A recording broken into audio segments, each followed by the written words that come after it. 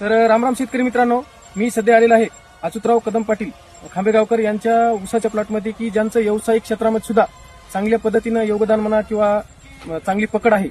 असं आपण यांना गेल्या वर्षी ऊसाला डोस म्हणजे तिरंगाचे औषध दिलते आणि हा त्यांचा नवीन प्लॉट आहे. एक तर चालू आहे ते अगोदर आपण दाखवलेला आहे, नवीन प्लॉटमध्ये आपण आलेला आहे सध्या. तर साहेबाचं म्हणणं ऐकून घेऊ. राम राम.